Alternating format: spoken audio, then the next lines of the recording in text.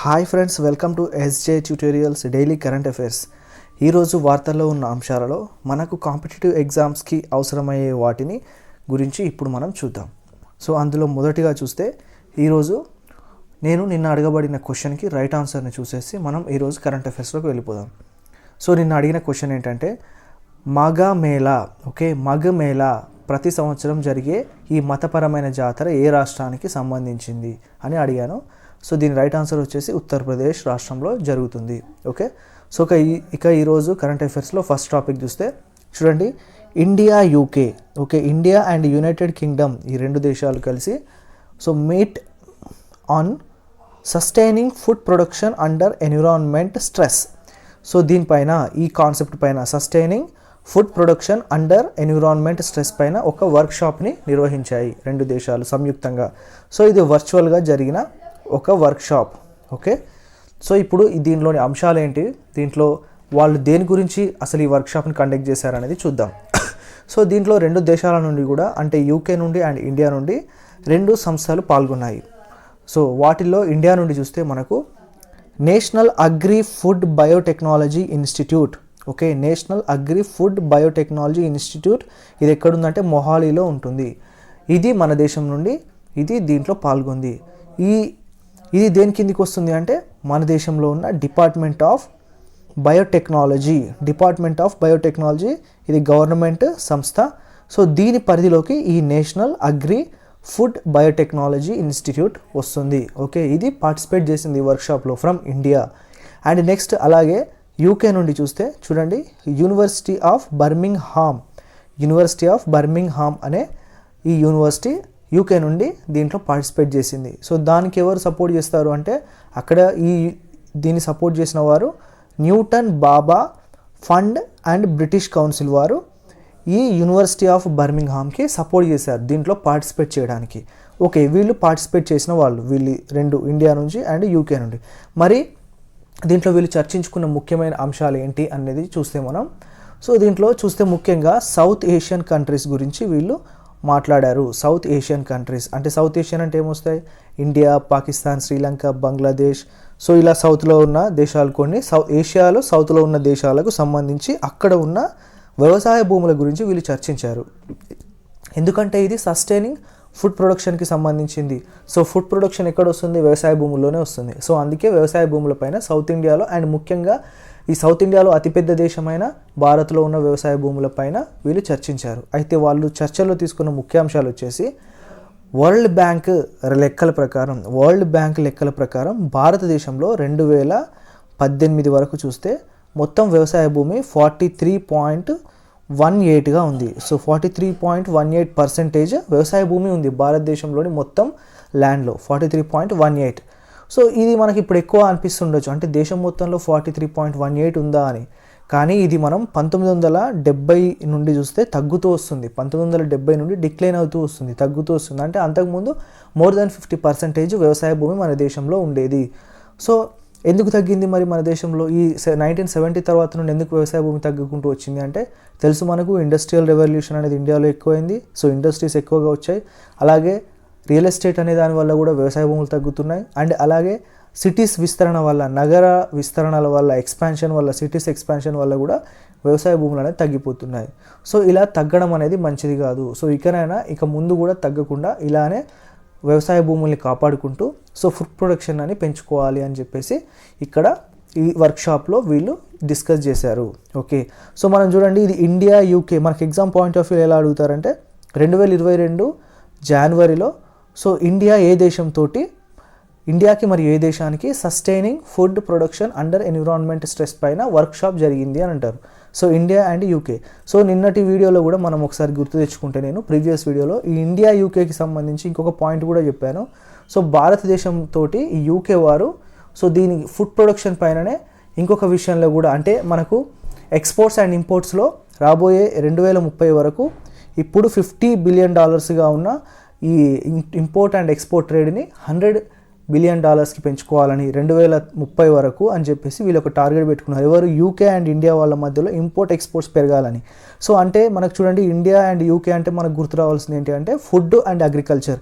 So ఈ ఎక్స్పోర్ట్స్లో కూడా నిన్న వాళ్ళు దేనికి ఎక్కువ ఇంపార్టెన్స్ ఇచ్చినట్టు మనం చెప్పుకున్నాం, అగ్రికల్చర్కి సంబంధించిన ప్రొడక్ట్స్ గురించి. అగ్రికల్చర్ అండ్ డైరీ ప్రొడక్ట్స్లోనే వీళ్ళు ఈ ఇంపోర్ట్స్ ఎక్స్పోర్ట్స్ రెండు దేశాల మధ్య పెరగాలి అని చెప్పేసి వాళ్ళు ఒప్పందం చేసుకున్నట్టుగా మనం డిస్కస్ చేసాం. అంటే ఓవరాల్గా ఇండియా యూకే అంటే మీకు గుర్తు రావాల్సింది అగ్రికల్చర్, ఈ ఎన్విరాన్మెంట్ అండ్ అగ్రికల్చర్తో పాటు మన దేశంలో ఉన్న వ్యవసాయ భూములు. సో ఇలాంటి వాటికి సంబంధించి మీకు ఏ దేశాలు రెండు మధ్య, ఇండియాకి ఏ దేశంతో చర్చలు అండ్ వర్క్షాప్ జరిగిందంటే ఇండియా యూకే అని గుర్తుంచుకోండి, స్టాండర్డ్గా ఇది గుర్తుంచుకోండి. ఓకే, సో నెక్స్ట్ టాపిక్ చూద్దాం.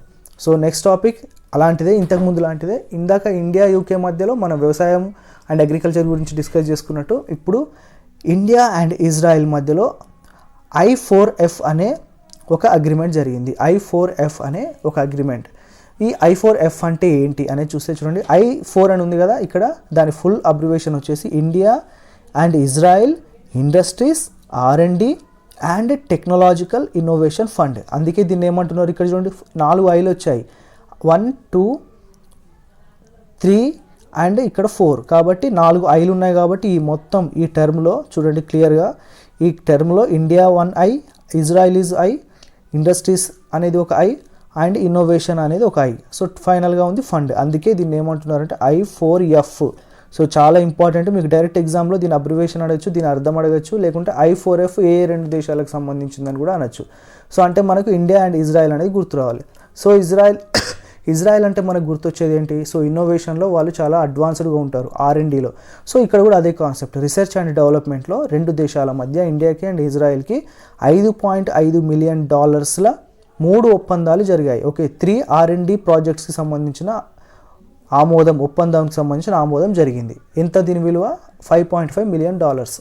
ఓకే, మరి దీంట్లో ఈ ఒప్పందంలో భాగంగా వీళ్ళు ఏం చేయబోతున్నారంటే రెండు దేశాల మధ్య కోఆపరేషన్ ఉండాలి. దేనికి సంబంధించి? R&Dలోనే. సో భారతదేశం అండ్ ఇజ్రాయెల్లో ఉన్న ఇండస్ట్రీస్ ఉంటాయి కదా, ఇండస్ట్రీస్ పరిశ్రమలు. సో ఇండస్ట్రీస్లో R&Dకి సంబంధించిన ఏమైనా సమస్యలు అంటే రీసెర్చ్ అండ్ డెవలప్మెంట్, వాటిల్లో రెండు దేశాలు ఒకరికొకరు సహకరించుకోవాలి. ఏమైనా కొత్త ఇన్నోవేషన్స్ వచ్చినా కానీ ఈ R&Dలో భాగంగా దానికి సంబంధించిన లబ్ధిని కూడా రెండు దేశాలు పొందాలి. ఓకే, ఆ అగ్రిమెంట్లో భాగంగా ఇక్కడ ఈ ఒప్పందం చేసుకున్నారు. దానికి ఆమోదం ఈ మధ్యలో ఈ రెండు దేశాలు చేసుకున్నాయి. సో దీంట్లో మళ్ళీ మన భారతదేశం నుండి అండ్ అలాగే ఇజ్రాయెల్ నుండి ఏదో ఒక ప్రత్యేకంగా ఒక రిప్రజెంటేటివ్గా ఒక ఇన్స్టిట్యూట్ ఉంటుంది కదా రెండు దేశాల నుండి. సో ఇప్పుడు ఆ ఇన్స్టిట్యూట్స్ ఏవని చూస్తే, సో మన ఇండియా నుండి చూస్తే ఇక్కడ department of science and technology, government of India.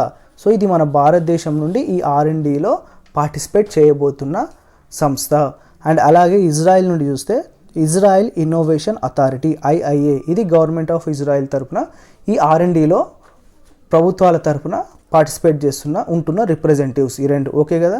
So అయితే ఇప్పుడు మన భారతదేశం ఈ DST, department of science and technology, భారతదేశ ప్రభుత్వం తరపున ఈ R&Dలో ఉన్నప్పటికీ దీన్ని ఇంప్లిమెంట్ చేయడానికి, అంటే ఈ R&D వాటిని ఇంప్లిమెంట్ చేయడానికి మళ్ళీ భారతదేశం అవుట్సోర్సింగ్ కింద, అంటే వేరొక సంస్థకు, థర్డ్ పార్టీకి దీని బాధ్యతలను ఇచ్చింది. ఇంప్లిమెంట్ చేయడానికి రీసెర్చ్ చేసేది DST ఆధ్వర్యంలోనే, కానీ వాటిని ఇంప్లిమెంట్ చేయడానికి GITA అనే అథారిటీకి ఇక్కడ ఈ సంస్థకు ఇంప్లిమెంట్ చేసే అధికారాలు ఇచ్చింది. దీని అర్థం GITA అంటే గ్లోబల్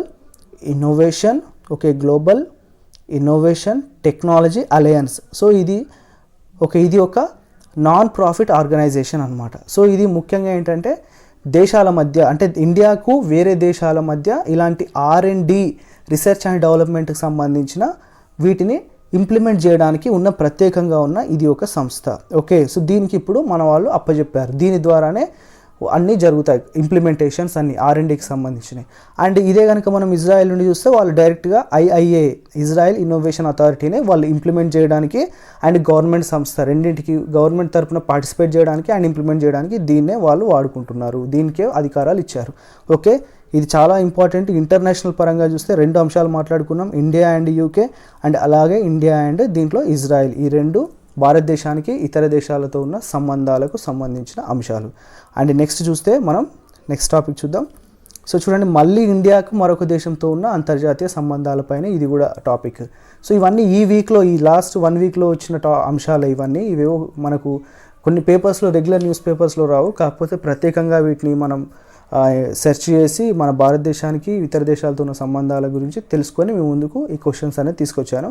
సో మనకు కరెంట్ అఫైర్స్ అంటే మనకు కేవలం స్టేటే కాదు, కరెంట్ అఫైర్స్ ఎప్పుడు కూడా అంతర్జాతీయ అంశాలు, ఇంటర్నేషనల్, తర్వాత నేషనల్, తర్వాత రీజనల్, తర్వాత స్టేట్స్, ఇలాంటి అన్ని అంశాలపైన ఉంటాయి. సో ఇది ఇంటర్నేషనల్ అంశాలు ఇవన్నీ. సో ఇక్కడ మనం టాపిక్ చూస్తే India and Denmark cooperation. So దేని మీద కోఆపరేషన్ అంటే గ్రీన్ హౌస్ ఫ్యూయల్స్ పైన ఇండియా అండ్ డెన్మార్క్ కలిసి ఇక్కడ కోఆపరేషన్లో ఒక ఒప్పందం చేసుకున్నాయి. ఓకే, అయితే వీళ్ళు దేనిపైన అంటే వీళ్ళది కూడా R&Dనే, అన్ని దేశాలు ఇది కూడా R&D. కానీ ఈ R&D ఇందాక మనం ఇజ్రాయెల్తో చూస్తే సైన్స్ అండ్ టెక్నాలజీ పైన వాళ్ళది R&D అనేది ఉంది, రీసెర్చ్ అండ్ డెవలప్మెంట్. మన దీంట్లో వీళ్ళు ఇండియా డెన్మార్క్ దేనికి సంబంధించిందంటే గ్రీన్ ఫ్యూయల్స్ అంటే పర్యావరణానికి ఎలాంటి హాని కలిగించని ఇంధనాలు, ఫ్యూయల్స్కి సంబంధించి డెవలప్ చేసుకోవాలి, రీసెర్చ్ అండ్ డెవలప్ చేయాలి అని 2 దేశాలు ఒప్పందం చేసుకున్నాయి. ఓకే, అయితే ఇది ముఖ్యంగా దీంట్లో గ్రీన్ హైడ్రోజన్ అనే దాని మీద ఎక్కువగా R&D అనేది చేయాలి. గ్రీన్ హైడ్రోజన్, సో ఇది ఒక fuel. So green hydrogen fuel అనేది మనకు చాలా ముఖ్యమైనది, ఎలాంటి ఎన్విరాన్మెంట్కి హాని కలగకుండా ఉండే ఫ్యూయల్. సో ముఖ్యంగా దీని మీద ఫోకస్ చేయాలి. అండ్ అంతేకాకుండా బయోమాస్ అని ఉంటాయి, బయోమాస్ సోర్స్ ఉంటుంది. సో అంటే ఇది చెట్ల నుండి కానీ, సముద్రంలో ఉండే నాచు నుండి, అంటే సముద్ర గడ్డి మొలకల నుండి, లేదా చనిపోయిన జంతువుల నుండి, వాటి నుండి మళ్ళీ గ్రీన్ హౌస్ ఫ్యూయల్స్ లాగా మార్చి ప్రాసెస్ చేసి యూజ్ చేసుకోవచ్చు. సో అలాంటి వాటిల్లో కూడా ఈ R&D అనేది రీసెర్చ్ అండ్ డెవలప్మెంట్లో భాగంగా వీళ్ళు ఒప్పందం చేసుకున్నారు. గ్రీన్ హైడ్రోజన్ అండ్ అలాగే బయోమాస్ రెండింటికి సంబంధించి. సో దీనిలో ఈ గ్రీన్ హౌస్లో భాగంగా ఈ 2 దేశాలు ఒప్పందం ఎప్పటి వరకు చేసుకున్నాయంటే చూడండి, 2020లో ఇది స్టార్ట్ అయింది. 2020 నుంచి 2025 వరకు వీళ్ళ ఒప్పందం అమల్లో ఉంటుంది. R&Dకి సంబంధించిన గ్రీన్ ఫ్యూయల్కి సంబంధించిన ఒప్పందం. Okay, so partnership action plan 2020 నుంచి 2025 వరకు ఒప్పందం చేసుకున్నారు. అందులో భాగంగా ఈ మధ్యలో దాని మీద ఒకసారి వీళ్ళు సమీక్షించారు, వీళ్ళు మళ్ళీ ఒకసారి డిస్కస్ చేశారు ఈ వారంలో. ఓకేనా, సో ఇది కూడా వర్చువల్గానే జరిగింది. చూడండి, వర్చువల్గానే జరిగింది. ఇప్పుడు అంతా ఆన్లైన్ యుగం కదా, కరోనా వల్ల అన్నీ వర్చువల్గానే జరుగుతున్నాయి. ఓకే, నెక్స్ట్ టాపిక్ చూద్దాం. సో నెక్స్ట్ చూడండి, ఇటీవల మనం ఇక్కడ చూస్తే ఆరో ఇంటర్సెప్టార్ అనే ఒక మిజైల్, చూడండి ఇది ఒక మిజైల్ ఫ్లైట్ టెస్ట్ ఆఫ్ ఆరో 3 ఇంటర్సెప్టార్ అనే ఒక మిజైల్ ప్రయోగం సక్సెస్ఫుల్గా ఇజ్రాయెల్ చేసింది. అయితే ఇజ్రాయెల్ ఎవరి సహకారంతో చేసిందంటే US వాళ్ళ సహకారంతో చేసింది. అందుకే దీన్ని ఏమంటున్నారు, Israel and US conducted flight test of ఆరో 3 ఇంటర్సెప్టార్ అని అంటున్నారు. ఓకే, సో ఇప్పుడు దీంట్లో చూద్దాం, ఇజ్రాయెల్ నుంచి ఈ డిఫెన్స్ సిస్టమ్ ఏది ఉంది, ఏది పార్టిసిపేట్ చేసింది, అలాగే US నుండి ఏది అనేది చూస్తే ఈ ఆరో 3 ఇంటర్సెప్టర్ సక్సెస్లో ఇజ్రాయెల్ నుంచి ఇజ్రాయెల్ మిజైల్ డిఫెన్స్ ఆర్గనైజేషన్ వారు, అలాగే US నుండి United states missile defence agency, వీళ్ళు భాగస్వామ్యంతో దీన్ని ఇంటర్సెప్టార్ అనే మిజైల్ని వీళ్ళు డెవలప్ చేశారు. ఓకే, మరి ఇప్పుడు దీన్ని ఏదైతే ఇది ఉందో దేని పర్పస్లో దీన్ని డెవలప్ చేశారు, ఆరో 3 ఇంటర్సెప్టార్ అనే మిజైల్. సో మామూలుగా మనకు తెలుసు మిజైల్ అనేది 2 దేశాల మధ్య, అంటే ఒక దేశం ఇంకొక శత్రు దేశం పైన ఉపయోగించే ఒక ఆయుధం లాంటిది. సో అది అవతల దేశంలో ఉన్న శత్రు స్థావరాలను లేకుంటే యుద్ధ ట్యాంకులను దేన్నైనా టార్గెట్ చేస్తే అక్కడ పేల్చేస్తుంది. మరి ఇది దేనికోసం ఆరో 3 ఇంటర్సెప్టార్ అంటే చూడండి, మన ఎర్త్ ఉంది కదా, ఎర్త్కి బయట, ఎర్త్ చుట్టూ మనకు అట్మాస్ఫియర్ ఉంటుంది, ఎర్త్ అట్మాస్ఫియర్ ఉంటుంది. ఈ ఎర్త్ అట్మాస్ఫియర్ బయట ఏవైనా ఉన్నాయనుకోండి, వాటిని పేల్చడానికి ఆ టార్గెట్స్ని ఎర్త్ అట్మాస్ఫియర్ బయట, out of the earth atmosphere టార్గెట్స్ని రీచ్ అవ్వడానికి ఆరో 3 ఇంటర్సెప్టార్ అనే ఒక మిసైల్ని సక్సెస్ఫుల్గా ప్రయోగించారు. ఓకే, సో ఇది ఇక్కడ మనం అర్థం చేసుకోవాలి రెగ్యులర్ మిసైల్స్కి అండ్ దీనికి గల తేడా. సో అంటే మనకు అవుటర్ ఎర్త్ అట్మాస్ఫియర్లో ఏవైనా గ్రహశకలాలు వచ్చాయనుకోండి, వాటిని వీటి ద్వారా పేల్చవచ్చు. సో ఇది ఆరో 3 ఇంటర్సెప్టార్ అనే దీని ప్రయోగం. దీనికి సంబంధించిన మొత్తం వర్క్ అనేది 2018 నుండి జరగడం స్టార్ట్ అయింది. 2018 మొదలైంది. సో అప్పుడే ఒకసారి ఫస్ట్లో టెస్ట్ చేసినప్పటికీ 2008లో దీనికి సంబంధించిన వర్క్ అనేది స్టార్ట్ అయింది. అయితే 2018లో దీన్ని ఫస్ట్ టైం ఇలా ప్రయోగించారు, టెస్ట్ చేశారు. కాకపోతే అప్పుడు టెక్నికల్ ఎర్రర్స్ వచ్చి అప్పుడు అది అనుకున్నంత సక్సెస్ కాలేదు. అందుకని చెప్పేసి మళ్ళీ దాన్ని ఆ టెక్నికల్ ప్రాబ్లమ్స్ అన్నిటిని సాల్వ్ చేసి మళ్ళీ ఇప్పుడు ప్రయోగించారు. సో ఇప్పుడు అది సక్సెస్ఫుల్గా పనిచేస్తున్నట్టుగా గుర్తించారు. ఓకే, సో అదే Arrow 3 ఇంటర్సెప్టార్. సో మరి ఇది ఎక్కడి నుంచి ప్రయోగించారు అనేది చాలా ఇంపార్టెంట్. చూడండి, Israel Aerospace Industries successfully tested Arrow 3 interceptor from central ఇజ్రాయిల్లోని టెస్ట్ సైట్ నుంచి ప్రయోగించారు. ఓకే, సో ఇది ఇజ్రాయిల్ స్పేస్ ఇండస్ట్రీస్, ఎలా అయితే మనకు స్పేస్ రీసెర్చ్ సెంటర్ ఉంటుందో మన దేశానికి ఇస్రో, అలాగే ఇజ్రాయెల్ ఏరోస్పేస్ ఇండస్ట్రీస్ వారి ఆధ్వర్యంలో దీన్ని సెంట్రల్ ఇజ్రాయిల్లోని టెస్ట్ సైట్ నుంచి ప్రదేశం నుంచి దీన్ని ప్రయోగించారు. ఓకే, సో నెక్స్ట్ టాపిక్ చూద్దాం. సో నెక్స్ట్ చూస్తే ఒడిస్సా గౌట్ అండ్ UNWEP అనేది మనకి ఇక్కడ వార్తల్లో ఉంది. సో ఈ ఒడిస్సా గౌట్ UNWEP అంటే ఏంటి? సో ఒరిస్సా రాష్ట్ర ప్రభుత్వం and United Nations World Food Programme. Okay, World Food Programme. So ఈ ఫుడ్ ప్రోగ్రామ్ ఇప్పుడు ఎందుకు ఒడిస్సాకు వచ్చింది అనేది చూస్తే, సో చూడండి, ఒరిస్సాలో ఉన్న మొత్తం రైతుల్లో 90% మంది సన్నకారు చిన్న రైతులే, అంటే స్మాల్ అండ్ మార్జినల్ రైతులే. సో వాళ్ళకు ఉండే కమతాలు అంటే వ్యవసాయ భూమి కూడా చాలా తక్కువగా ఉంటుంది. సో వీరు ఎంతో కష్టపడి ఆ వ్యవసాయాన్ని చేసి పంట చేతికి వచ్చే టైంకి సో ఏమవుతుందంటే మ్యాక్సిమం ఒరిస్సా ప్రాంతంలో వీళ్ళు గమనించింది ఏంటంటే సైక్లోన్స్ వస్తుంటాయి. సముద్ర తీరం ఉంది కాబట్టి ఒరిస్సాకి ఎక్కువగా, సో అక్కడ సైక్లోన్స్ అనేది రావడం వల్ల, అంతేకాకుండా వరదలు ఇలాంటివి రావడం వల్ల, అంటే ప్రకృతి విపత్తులు రావడం వల్ల ఈ పంట అనేది మొత్తం నాశనం అయిపోతుంది. సో దానివల్ల ఏమవుతుంది, సన్నకారు చిన్నకారు 90% రైతులకు సో వాళ్ళకు పంట చేతికి రాక వాళ్ళు ఆర్థికంగా దివాలా తీస్తున్నారు. దాంతో ఏమవుతుంది, వాళ్ళు సర్వే అవ్వడానికి జీవించడానికి కూడా ఫుడ్ సెక్యూరిటీ అనేది ఉండట్లేదు. సో అందులో భాగంగా ఒరిస్సా రాష్ట్రంలో ఉన్న ఈ సన్నకారు చిన్నకారు రైతులకు ఫుడ్ సెక్యూరిటీని డెవలప్ చేయాలి, ఇంప్రూవ్ చేయాలి అన్న ఉద్దేశంతో పైలట్ ప్రాజెక్ట్ని Odisha government and World Food Programme కలిసి చేపట్టాయి. ఓకే, ముఖ్యంగా క్లైమేట్ చేంజ్ని ఎదుర్కోవడానికి. సో ఈ రెండు కూడా ఇప్పుడు ఈ ప్రకృతి వైపరీత్యాలను ఎదుర్కొని వాటి నుండి వాళ్ళ పంటను కాపాడుకోవడానికి అవసరమైన టెక్నిక్స్ నేర్పుతారు. అంటే వీలైనంత వరకు కాపాడుకోవడానికి టెక్నిక్స్, అలాగే మామూలు కాలంలో కూడా పంట దిగుబడి ఎక్కువగా పెరగడానికి సన్నకారు చిన్నకారు రైతులకు కొన్ని టెక్నిక్స్ అలాగే ఎక్విప్మెంట్స్ ఎలాంటి సహకారమైన అందించడానికి వరల్డ్ ఫుడ్ ప్రోగ్రామ్ అనేది ఇప్పుడు ముందుకొచ్చింది. ఓకేనా, సో ఇప్పుడు దీంట్లో ఈ రెండు ఒడిస్సా రాష్ట్రం అండ్ వరల్డ్ ఫుడ్ ప్రోగ్రామ్ రెండు కలిసి ఇప్పుడు ఒప్పందం చేసుకున్నాయి దీనిపైన. సో ఆ ఒప్పందం చేసుకున్నప్పుడు వీళ్ళలో గవర్నమెంట్ ఆఫ్ ఒరిస్సా నుంచి ఇక్కడ ముత్తు కుమార్ అనేట ఆయన ఈ ఒప్పందం పైన సంతకం చేశారు. అలాగే నీషో పరజులి అనేట ఆయన World Food Programme country director, అంటే UNO తరపున మన కంట్రీ డైరెక్టర్, ఈ వరల్డ్ ఫుడ్ ప్రోగ్రామ్ తరపున మన కంట్రీకి డైరెక్టర్.